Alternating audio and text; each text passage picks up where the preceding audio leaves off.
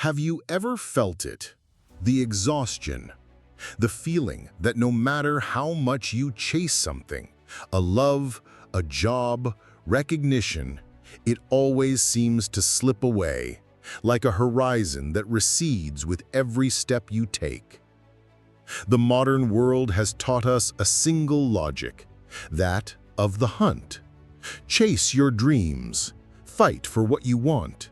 If you're not fast, someone else will take your place. We live in a constant state of war against scarcity, believing that the force of our pursuit will determine our success. But what if this logic is a trap? What if Friedrich Nietzsche, the philosopher of strength, told us that this desperate chase is not a sign of ambition, but of weakness? And what if the reason you can't get what you want is because you are hunting instead of becoming the force of nature that attracts? Prepare yourself for a truth that goes against everything you've been taught. Nietzsche wouldn't tell you to wait for what's yours to find you. He would order you to stop searching and start building, to become someone so powerful, so valuable, that destiny will have no choice but to knock on your door. To understand Nietzsche's lesson, we must first diagnose the disease. The disease is your need, your neediness.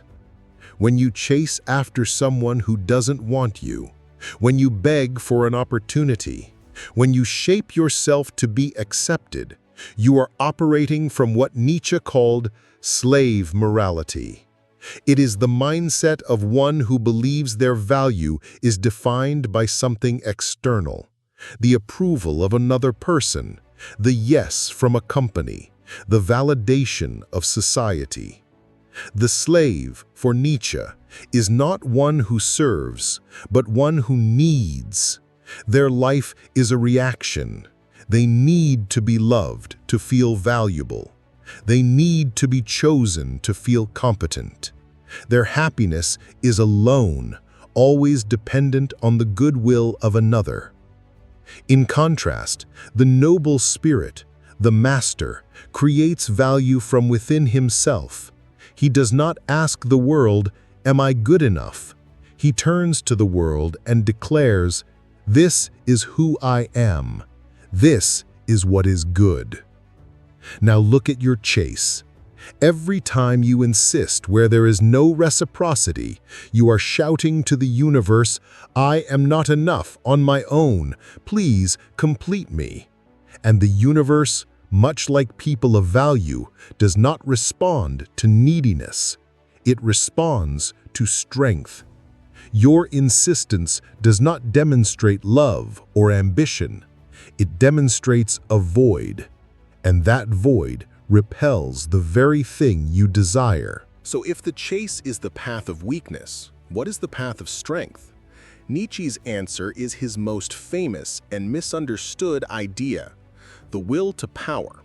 Forget domination. The will to power, in its highest form, is not power over others, but power over oneself. It is the insatiable drive to grow, to overcome, to become stronger, more complex, more profound. It is the power to shape oneself as a work of art. And this is where your journey begins.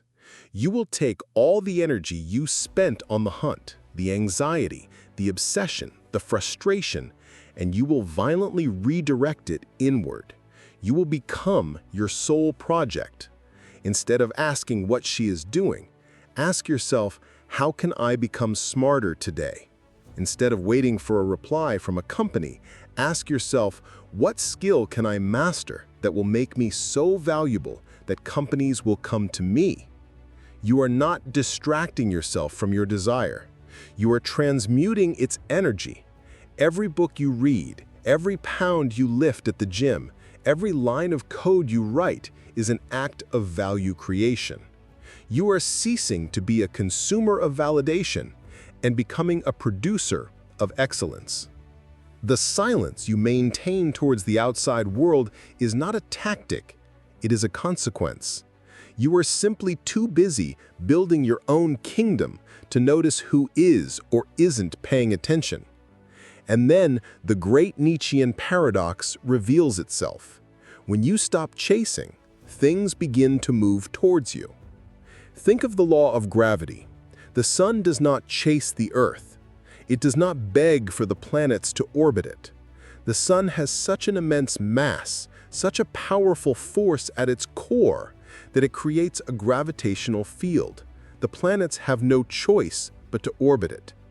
Attraction is a consequence of its own magnitude. By forging yourself, you are increasing your existential mass. You are becoming a center of gravity. Your value is no longer something you need to announce or prove.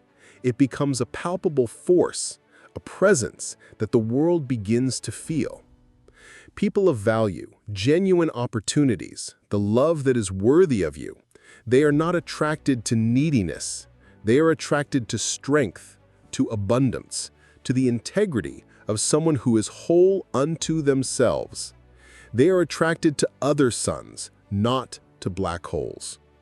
This is the Nietzschean version of synchronicity. It's not magic, it's physics. You don't attract what you want, you attract what you are. But what about the pain of the past, the rejection, the failure? Nietzsche offers his most difficult and liberating lesson. Amor fati, the love of one's fate. This is not resignation. It is a powerful affirmation. It is to look at every closed door, every no you received, every failure that humiliated you, and to say with all your might, yes, this was necessary. I willed this to happen. You weren't rejected, you were redirected. That job that didn't work out forced you to develop new skills. That relationship that ended gave you the most valuable gift of all, the solitude, the time, and the space to wage the most important war of all, the war for yourself. To love your fate means to understand that every obstacle was a stepping stone, every wound a master. You are not who you are in spite of your painful past. You are who you are because of it. By affirming this, you rob the past of its power to hurt you and transform it into fuel for your growth. And so, we arrive at the end of the journey. You stopped searching. You forged yourself in the fire of discipline. You became a center of gravity. You loved your fate. What happens now? Does that which is meant to be yours find you? Yes. But here is Nietzsche's final twist. When it happens, you might not even care in the same way. The goal was never to get the job, the relationship, or the recognition. The goal was to become the person who is capable of achieving them and, more importantly, of living without them. Victory is not the external achievement. It is the internal self-overcoming. You don't get what you want. You get what you deserve, not by right, but by creation. You become what you attract. And when you become a force of nature, the universe has no choice but to respond in kind. The most important encounter is not with your destiny, it is the reunion with yourself, with the stronger, nobler version of you, the one that says, I am enough. The question, therefore, is not, how do I get what I want?